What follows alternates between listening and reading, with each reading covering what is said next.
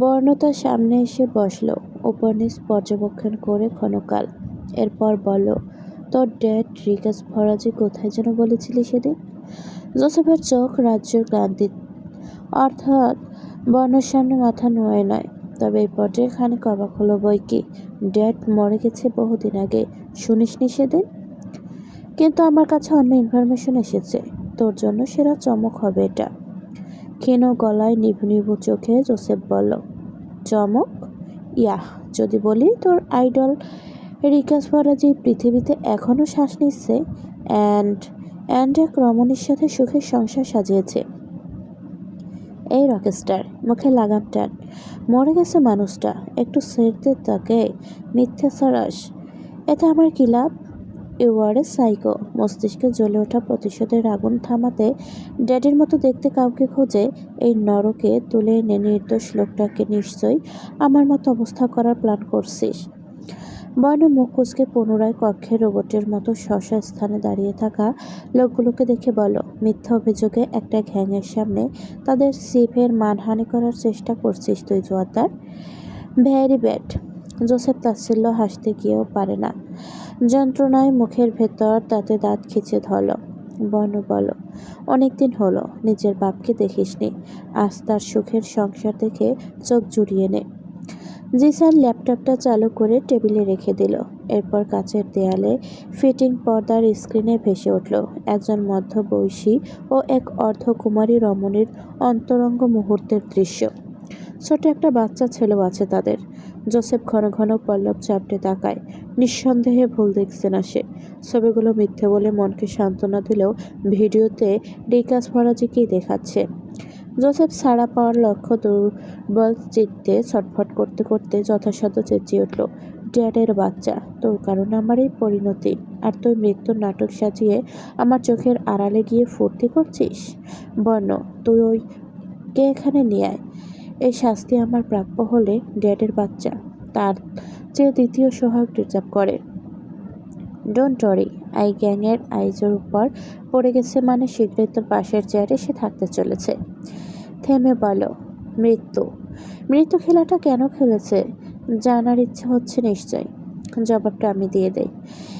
বিজ্ঞের মতো মুখটা গম্ভীর করে বলে বর্ণ, গল্পটা এমন যে তোকে পেলে পুষে জোসেফ জোয়ারদার বানাতে গিয়ে বেচারা নিজের জীবনের রং হারিয়ে ফেলেছে।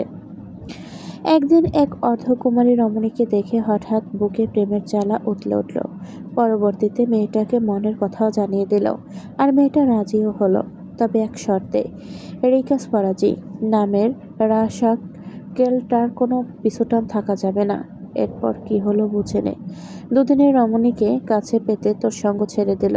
পৃথিবীর কাছে রিকাস ফরাজি ইজ ডেড ঘোষিত হয়ে আলফ্রেড নামে বিন্দেশে গিয়ে শান্তিতে সংসার লেগে পড়ল। গল্পের বাকি অংশ শুনতে চাস? সেদিনের সপ্তাহখানেক পর জোসেফের সামনে মোটে একটা বস্তা ফেলা হয়। বস্তার আগামাথা বন্ধ ছিল, আর বস্তার বাহিরে রক্তের ছিটা ছিটা চিহ্ন লেগেছিল। বস্তার মুখ খুলে কিছুটা উন্মুক্ত করতেই একটা অচেতন মানব দেহ ডলে পড়ে ফ্লোরে। জোসেফ অস্ফুট স্বরে বলে ওঠে, ড্যাড! অস্ট্রেলিয়াতে ঘাঁটি গেড়ে বসেছিল আলফ্রেড ওরফে রিকাস ফরাজি। দেশটি থেকে বিদেশি খাদ্যপণ্য আমদানি হয় প্রধানত সমুদ্রপথে, জাহাজের মাধ্যমে। এবারে এলএনজি গ্যাস আমদানির সময় সরকার কর্তৃক স্বীকৃত আমদানি রপ্তানি কোম্পানির ছদ্মবেশী এই গ্যাং সদস্য তাকে প্যাকেটিং করে ওপার থেকে এপার এনেছে। এই মহামূল্যবান কাজটিতে যা কসরত পোহাতে হয়েছে তা বিরাট এক ইতিহাস। বর্ণকে দেখে রিকাস ফরাজি হো হো হেসে উঠল। বলো, আমাকে খুঁজে পেতে এত বছর লাগিয়ে দিলি তো পোষা কুত্তা? Do you? তর্জনী ঘন ঘন দুদিক নাড়িয়ে বলল বর্ণ। গিভ রেসপেক্ট, গ্যাং মেম্বার বল। যে যা হোক, স্ট্রং আছে ব্যাটারা। বয়সের দিকে না তাকিয়েও আমাকে কি টর্চারই না করলো। বর্ণ তুচ্ছ তাচ্ছিল্য বাক্য লেখা স্মাইল বলটা দেখিয়ে বলো, সেদিন এটা তোর রেখে যাওয়া। তোকে গাড়াদের পেছনে ঢুকিয়ে ভেবেছিলাম সেদিনই ওই চ্যাপ্টার ক্লোজ, কিন্তু এরপর তুই আমার লালিত পালিত বাচ্চাটাকে যা ফাঁদে ফেলেছিস, দূর থেকে তার জন্য এটুকু করতেই পারি। বল, কেন রসিয়েছিস এই জঘন্য খেলা? এতে তোর লাভ? বর্ণ সূক্ষ্ম চোখে তাকিয়ে থাকার মাঝে বলো, রিকাস হেসে ওঠে। নিথর জোসেফকে প্রত্যক্ষ করে গলা শুকিয়ে এলেও যথেষ্ট সাহসী উপস্থাপন করার চেষ্টা চালিয়ে গেল। বলল তাচ্ছিল্য স্বরে, সত্যিটা শুনবি, পরে আফসোস করবি না তো? নিস্তব্ধ কক্ষে কাচের ফ্লোরে পা নাড়ার টুংটাং শব্দ ভেসে বেড়াচ্ছে, সেই সাথে কিছু বাক্যগুচ্ছ। ভার্সিটিতে পড়ছি, তোর বাবা তখন ছিল আমার বিশ্বস্ত বন্ধু। আইজা আমাদের 2 ব্যাচ জুনিয়র। তাকে ভালোবাসতাম আমি, কিন্তু প্রকাশ করার মতো সাহসী ছিলাম না। সে সময় প্রেম আদান প্রদানের অন্যতম মাধ্যম ছিল চিঠি। ব্যর্থতা আমার সেখানেই। অত আবেগ দিয়ে আমি চিঠি লিখতে জানি না, হাতের লেখাও চরম বাজে। আইজা খুঁতখুঁতে স্বভাবের মেয়ে, হাতের লেখা দেখেই হয়তো আমায় রিজেক্ট করে দিত। তোর বাবাকে চিঠি লিখে দিতে বললাম, এটা আমার প্রথম ভুল। আইজাকে ভেবে ভেবে আমার হয়ে চিঠি লিখতে গিয়ে আজাদ নিজেই ওর প্রতি দুর্বল হয়ে পড়বে আমার ভাবনার বাইরে। দ্বিতীয় ভুলটা কোথায় করেছি জানিস? রিকাস ফরাজি চোখ তুলে বর্ণকে প্রশ্ন করল। পায়ের আঘাতে তখনও ফ্লোরে টুংটাং শব্দ ভাসমান। বর্ণটা প্রত্যুত্তর করেনি, সরু চোখে চেয়ে থেকেছিল শুধু। পরবর্তী কাহিনী শুনতে সে আগ্রহী নয় ভেবে মনক্ষুণ্ণ হলো রিকাস ফরাজির। তবু বলো, চিঠি তো আজাদ লিখে দিয়েছে। এরপর আইজার সামনে গিয়ে প্রেমের কথা বলতে দ্বিধাবোধ করছিলাম। তখন মনে হলো এই কাজটাও আজাদকে দিয়েই করাই। ভাবনা মতোই কাজ করলাম। আজাদের হাতে চিঠি পাঠিয়ে দিলাম তাকে। মনের মাধুরী মিশিয়ে লেখা চিঠির কথাগুলো তাকে প্রভাবিত করেছিল, আর সে ভেবে নিয়েছিল এই চিঠি প্রেম নিবেদন আমি নয়, আজাদ করেছে। দেখেছিস ভুলটা কোথায়? একটু থেমে সে পুনরায় বলা শুরু করে। চিঠির শেষে ইতিতে কারো নাম লেখা হতো না, লেখা হতো ইতি তোমার প্রেমিক। বেশ কয়েকবার চিঠি আদান প্রদানের মাসখানেক পর আইজা জানতে পারল চিঠিগুলো মূলত আমার, কিন্তু ততদিনে সে চিঠির মালিক আজাদ ভেবে তাকে ভালোবেসে মুক্ত। সেটা আজাদ নিজেও জানতো না। এমনটাই ওইটা আমায় বলেছিল, কিন্তু আমি বিশ্বাস করিনি। ও জেনে বুঝে এটা করেছে। আমার প্রথম ভালো লাগা, ভালোবাসাকে ছিনিয়ে নেওয়া একটা fashion. I am in favour of it. এতক্ষণে মুখ খুলল বর্ণ, তাও অপছন্দের একটা বাক্য দিয়ে। রিকাস ফরাজি দাঁতে দাঁত নিষ্পেষিত করে রইল। 2 বন্ধুর মাঝে দ্বন্দ্ব লেগে যায় একজন আইজাকে ঘিরে। অন্যদিকে আইজা আজাদের প্রেমে এতই মজে গেল যে তার সাথে সরাসরি কথা বলতে হম্বিতম্বির শেষ নেই। ফর ইউর কাইন্ড ইনফরমেশন, এর আগে আমরা কেউ কারোর সাথে চোখাচোখি ছাড়া সরাসরি মুখ ফুটে কথা বলিনি। তখনকার প্রেমের নিয়মে এটা ছিল না। দূর থেকে চিঠিতে কথোপকথন করার মজাই অন্যরকম। পানি হবে? গলাটা শুকিয়ে আছে। তোর বেয়াদব চেলারা বাবার বয়সী একটা মানুষকে তুলে এনে 2 দিন ধরে কিছু খেতেই দেয়নি। কারি কারি টাকায় এতদিন পারলি, অথচ ম্যানার্স শিখাসনি। বর্ণর ইশারায় একজন এগিয়ে এসে পানির বোতল বাড়িয়ে দিয়ে গেল। পানি পান করে রিকাজ বলে চল। প্রথমবারের মতো আমরা 3 জন সামনাসামনি কথা বলার সিদ্ধান্ত নিলাম। আজাদের জন্য আইজা এতটাই মরিয়া হয়ে উঠেছে যে আমি তাকে ভালোবাসি বলতে গালে হাত উঠাতেও ভাবল না, বা গালে হাত মেজে মৃদু হাসল সে।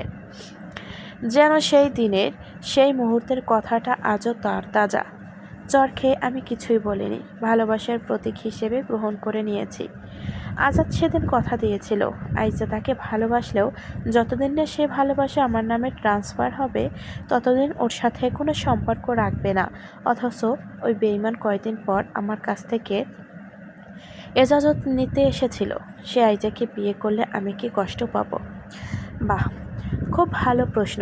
আমিও সেদিন বললাম ভীষণ কষ্ট পাবো। তুই ওকে বিয়ে করিস না, প্রয়োজনে আমরা দুজনেই ওকে ভুলে যাই। কিন্তু না, তারা বিয়ে করে নিল। আমাকে দাওয়াতও দিয়েছে। একজন আমার ভালোবাসা, অন্যজন আমার দোস্ত। বিয়েতে উপস্থিত না থাকলে খারাপ দেখায়, তাই চলে গেলাম বিয়েতে। এরপর দুঃখ একপাশে রেখে বিয়েতে গিয়ে কোরমা, বিরিয়ানি, বোরহানি, রোস্ট ইত্যাদি ইত্যাদি দিয়ে পেট ভরে খেলাম। এসব কাহিনী শুনতে ইন্টারেস্টেড নই ইয়ার। Come to the point. কথার মাঝে বর্ণর অনাগ্রহ দেখে হতাশ হলো রিকাজ। বহুদিন পর পুরনো স্মৃতিচারণ করছে, তাই পই পই করে শুরু থেকে বলতে ভালোই লাগছিল। আরেকবার পানি খেয়ে গলা ভিজিয়ে আসলো, পয়েন্টে ঢুকলো সে।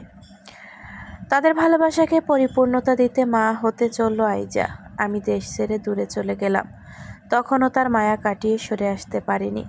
আবার একদিন ফিরে এলাম আজাদের কাছ থেকে প্রতিশোধ আর আইজার নিশান হিসেবে তাদের ছোট্ট প্রাণ বাচ্চাকে নিয়ে যেতে। হোয়াট? হ্যাঁ, তাদের প্রথম সন্তানকে নিয়ে দেশ ছেড়ে সারা জীবনের জন্য পালিয়ে গেলাম। সেই সন্তান কে জানিস? পরপর ডানে ইশারা করে বলো, জোসেফ জোয়াদ্দার। নির্লিপ্ত বর্ণর ক্ষুরদার চোখ দুটো এই প্রথম থমকালো। অস্ফুট স্বরে বলো, এই রিকাজ ফরাজি, জবান সামলে, বাজে বকিস না। ও যদি মায়ের প্রথম সন্তান হয় তবে আমি কে? প্রশ্নে রিকাজ ফরাজি হাসল, গা দোলানো সেই হাসি।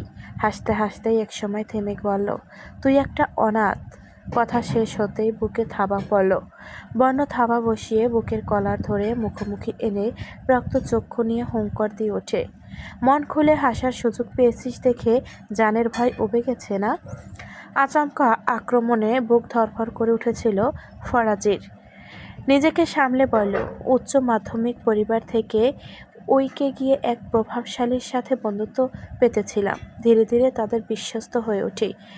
টাকা চাই আমার, রাজত্ব চাই, তা মানুষত্ব পায়ের তলায় পিষে একদিন কেউ না জানার মতো ওই বন্ধু ও তার স্ত্রীকে ঘুরতে পাঠিয়ে গাড়ি ব্রেক ফেল করে দিয়ে অ্যাক্সিডেন্ট করিয়ে দিলাম। বন্ধুটা স্পট ডেট আর বউ মৃত পথযাত্রী। মরার আগে তার 1 মাসের বাচ্চাকে আমার হাতে তুলে দিয়ে বলেছিল, তাদের স্থাবর অস্থাবর সব সম্পত্তি নিয়ে আমি যেভাবে খুশি ভোগ করতে পারি, বিনিময়ে তাদের বাচ্চাকে যেন আদর ভালোবাসা দিয়ে মানুষের মতো মানুষ করে তুলি। সামান্য মনুষ্যত্ব হয়তো বেশি ছিল, তাই তোকে শিকদার নিবাসে রেখে তাদের ছেলেকে অমানুষের মতো অমানুষ করতে আমার সাথে নিয়ে পালিয়ে গেলাম। বন্যর হাত আলগা হয়ে গেল। বাবা মার প্রতি তার বিশ্বাস ভরসার আঘাত হানতে রিকাজ পুনরায় বলল, তোদের অদল বদল করার পর বিষয়টা কলে আজাদকে অবগত করে দিয়েছিলাম। ওই মুহূর্তে নিজের উপর কতটা গর্ববোধ হচ্ছিল এক্সপ্লেন করার মতো নয়। তারা জানবে তাদের কলেজে আছে, তার সাথে রক্তের কোনো সম্পর্ক নেই। যার সাথে রক্তের সম্পর্ক সে কোথায়, কোন অবস্থায়, কেমন আছে কিচ্ছু জানবে না। মনে করে দেখ, তোকে নিয়ে ওরা দেশে বিদেশে ঘুরে বেড়াতো। হ্যাঁ, মূলত তারা তাদের সন্তানকে ফিরে পেতে আমি যখন যেই ঠিকানা দিয়েছি সেখানেই ছুটে যেত। প্রতি বছর তোর যে জন্মদিন পালন করা হয় সেটাও তাদের ছেলের জন্ম তারিখ অনুসারে। You fraud. মুষ্টিবদ্ধ হাতটা রিকাজ ফরাজির মুখ বরাবর বসিয়ে দেয় বর্ণ। গলগলিয়ে ঠোঁট ফেটে রক্ত গড়িয়ে পড়ে, তবুও ঠোঁটের হাসি কমে না। গড়গড় করে বলো, তারা কখনো তোকে তুই ভেবে ভালোবাসেনি রে পাগল, বরং সবসময় তোর মাঝে নিজেদের হারানো ছেলের প্রতিচ্ছবি খুঁজে বেরিয়েছিস। সত্যি তো এটাই, তুই একটা অনাথ, এই পৃথিবীতে তোর কেউ নেই। এই রাস্কেলকে থামতে বল। হুঙ্কার ছেড়ে উঠে দাঁড়ালো বর্ণ। আরও 2 ঘা বসিয়ে দিল। শরীরের রক্ত টকবকিয়ে ফুটছে যেমন। জোসেফ দূরে টেবিলে ঢলে পড়ে আছে নিভু চোখে। কিছু কথা তার কানেও পৌঁছেছে। প্রতিক্রিয়ার আরেক কিছুই বলতে চাইছে, কিন্তু শক্তিতে কুল পায় না। রিকাজের তাচ্ছিল্য স্বর এখনো ভেসে আসছে, তুই অনাথ, নাম যশ ক্ষমতা সব থেকেও কিচ্ছু নেই, একটা নিঃস্ব। পৃথিবীতে আপন বলতে কেউ নেই তোর। জিসান কিছু বলতে চেয়েছিল, বর্ণ শুনেনি। হাত উঠিয়ে থামিয়ে দিয়ে বাইকে চড়ে চলে এলো চোখের পলকে। চোখে ভাসল শুরু থেকে জন্মদিন পালনের দিন মম কাঁদত। ওই দিন তার সামনে আসে না, দরজা আটকে ভেতরে বসে থাকে। ছোটবেলায় একবার তার চোখে পড়েছিল সদ্য জন্ম দেওয়া শিশুকে তোলা ছবি ফ্রেমে বন্দি, সেটা বুকে চেপে কাঁদতে ভদ্রমহিলা। দরজা ফাঁক থাকায় বর্ণ অস্থির হয়ে মাকে থামতে গেলে তিনি ধাক্কা দিয়ে সরিয়ে দরজা আটকে দিয়েছিলেন। পরে অবশ্য আদর করে কাছে টেনে নিয়েছিলেন। ও, বর্ণর তীক্ষ্ণ মস্তিষ্ক বুঝি নাই। ছবিতে জোসেফ ছিল। ওই দিন তিনি পরিমাণের চেয়ে একটু বেশি ছেলের শোকে শোকাহত হন, আর ছেলেকে হারানোর পিছে অনেকটা বর্ণকেই দায়ী করে। তাই তার সামনে আসতে না জন্মদিন পালন করতে। আর এই সামনে না আসাকে সে কত আবেগ দিয়ে কত কি ভেবে নিত, অথচ তার সব ভাবনা কি তবে মিথ্যা?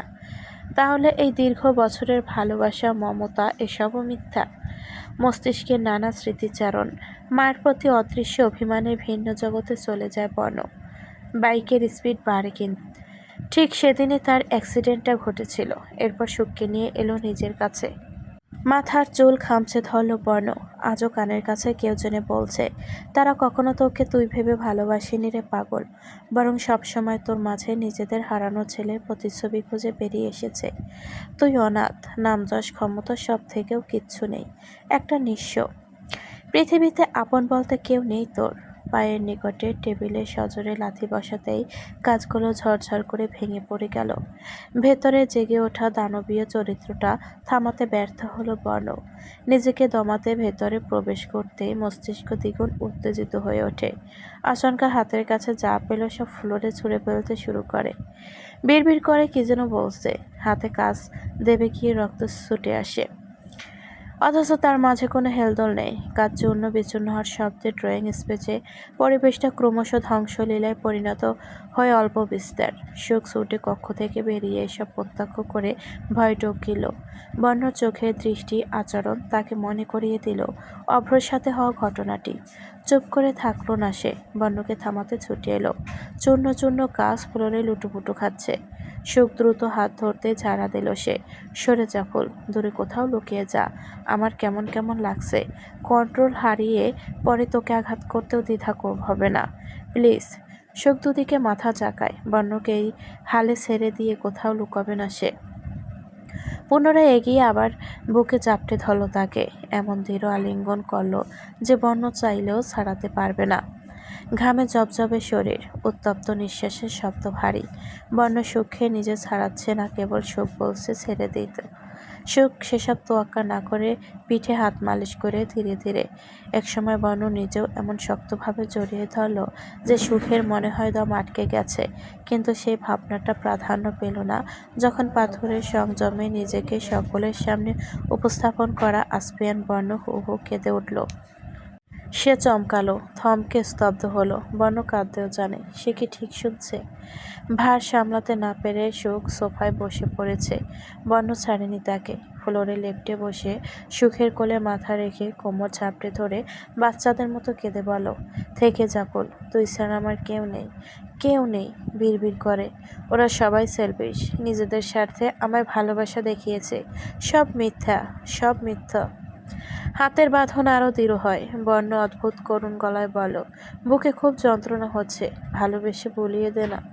সুখ নিজেও কেঁদে উঠল ফুঁপিয়ে। কেন মানুষটা এমন করছে এখনও জানে না, কিন্তু নির্দয় এই পুরুষটির চোখের অশ্রুকণাগুলো তার হৃদয়ে রক্তক্ষরণ করছে। বর্ণ থেমে গেল হঠাৎ। একসময় একদম স্বাভাবিক অথচ রক্তিম চোখ নিয়ে মাথা তুলল। এরপর উন্মাদের মতো সুখের মুখটা হাতের আজলায় পড়ে অস্থির গলায় বলল, শোন, আমি তোকে কোথাও যেতে দিচ্ছি না আর। প্রয়োজনে নিজের কাছে বন্দি বানিয়ে রেখে দেব। তোর পৃথিবী বলতে শুধু আমিই থাকবো আজকের পর। অশ্রু ঝরে পড়ছে নীরবে। সুখ নির্বাক চোখে চেয়ে রইল কেবল। বর্ণ হেসে ফেলল ঠোঁট একপেশে। আমার জন্য কাঁদছিস? যে তোকে সামান্য ভুলে এই দু চোখে অযথাই অশ্রু ঝরিয়েছে, তার জন্য? বৃদ্ধাঙ্গুলি দিয়ে সুখের চোখ মুছে দিয়ে সান্ত্বনা দিল যেন।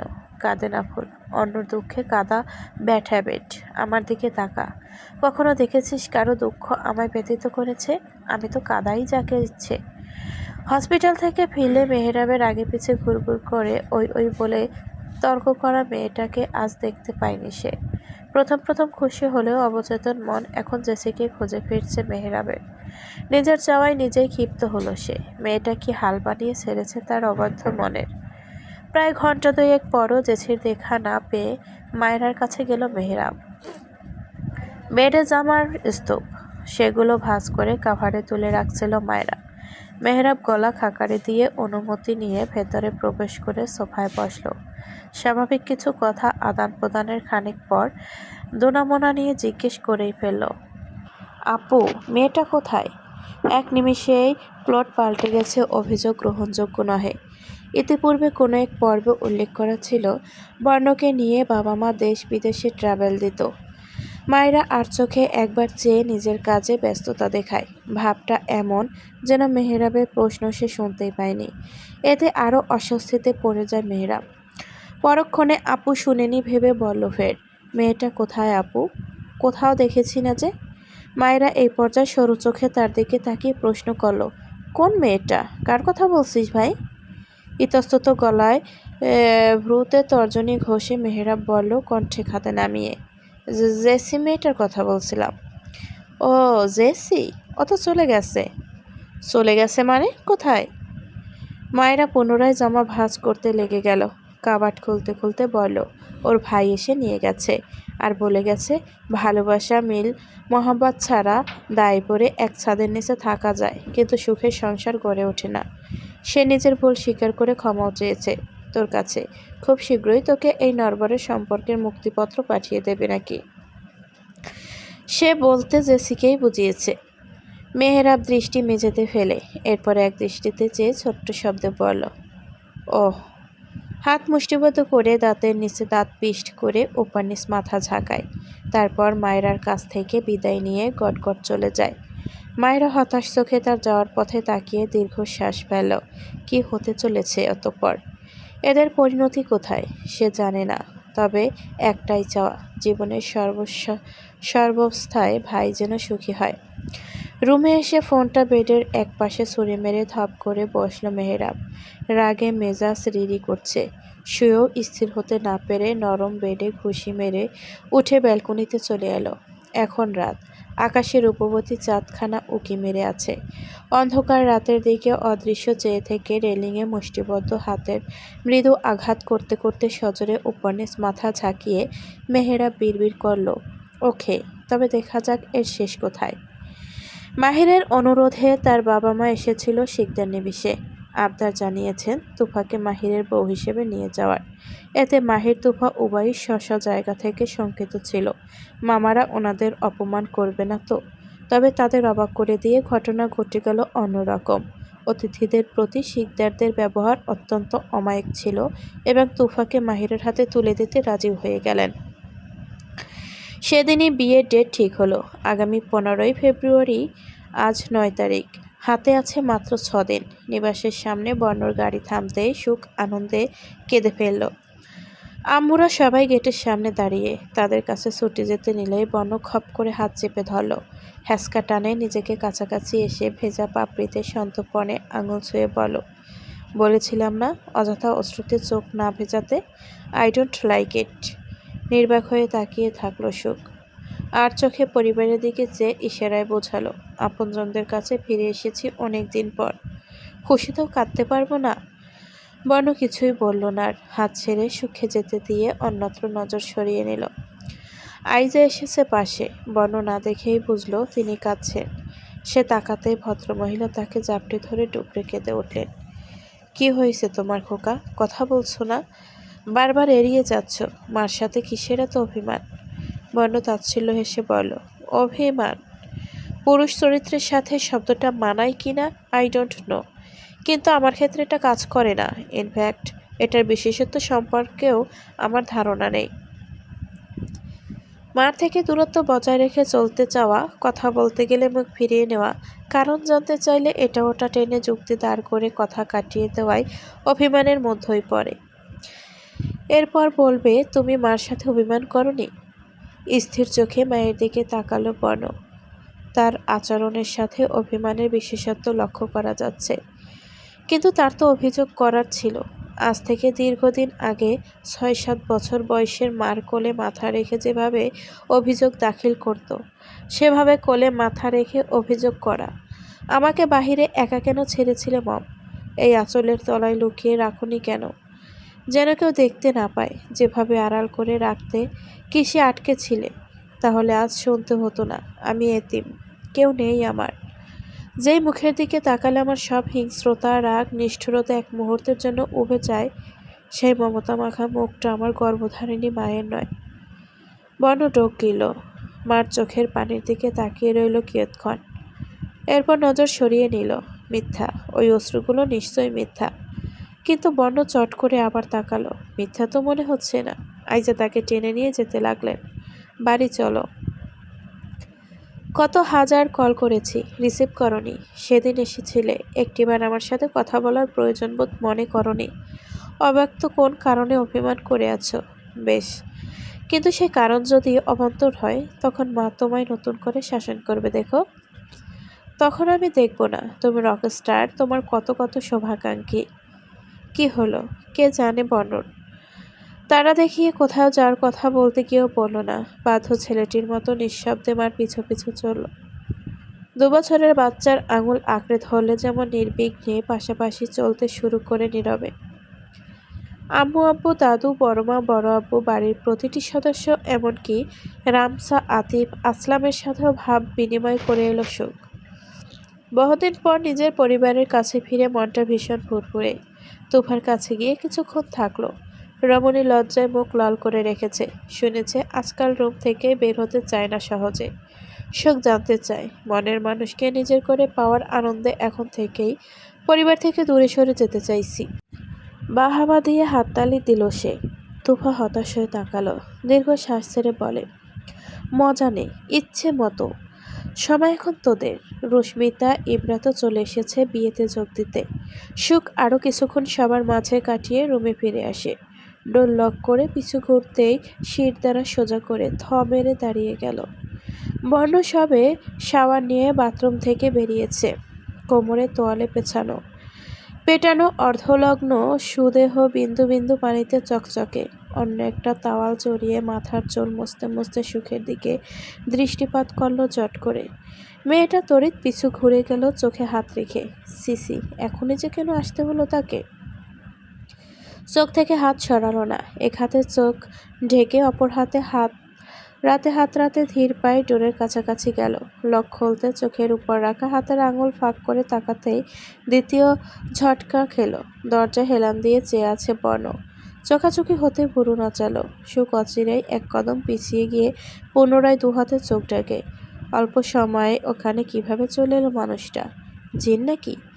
বর্ণ কাছে এসে ক্ষণকাল চুপ করে বউফুলকে নির্লজ্জ দৃষ্টিতে উপর নিচ পরখ করে। এক ঝটকায় চোখ থেকে জোরপূর্বক হাত সরিয়ে দিল। এরপর বলল দ্রুত হেসে, 2 দিন আগেও ঠিক এভাবেই শাওয়ার নিয়ে বেরিয়েছিলাম। বেড থেকে তখন ঘুমের ভান ধরে দুটো চোখ আমার রূপ যৌবন গিলে খাচ্ছিল। ফর শিওর চোখ দুটোর মালিক তুই ছিলি না? গলা শুকিয়ে এলো সুখের।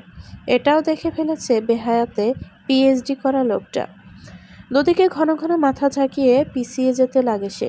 ভালো কি দূর থেকেই বেসেছিলি? কাছাকাছি এসে আদর ভাগাভাগি করার কথা কল্পনা করিসনি কখনো? জীবনেও না। 2 দিন মাথা দুলালো সে। বর্ণ মুখ কুঁচকে নেয়। দুনিয়ার সবাইকে পেছনে ফেলে শুধু তোর হাতটাই ধরেছি জানেমান, অথচ ছুতে গেলেই কাঁপাকাঁপি। এমন বউ তো আমি চাইনি। কথার ফাঁকে বর্ণ ধীরে 1 পা 2 পা ফেলে কাছে আসছে। সুখ তত দূরে যাচ্ছে। এক সময় ড্রেসিং টেবিলে গিয়ে আটকে গেল। পেছানোর কোনো পথ অবশিষ্ট নেই আর। 2 হাতে জামা খামচে ধম বন্ধ করে দাঁড়িয়ে যায় সুখ।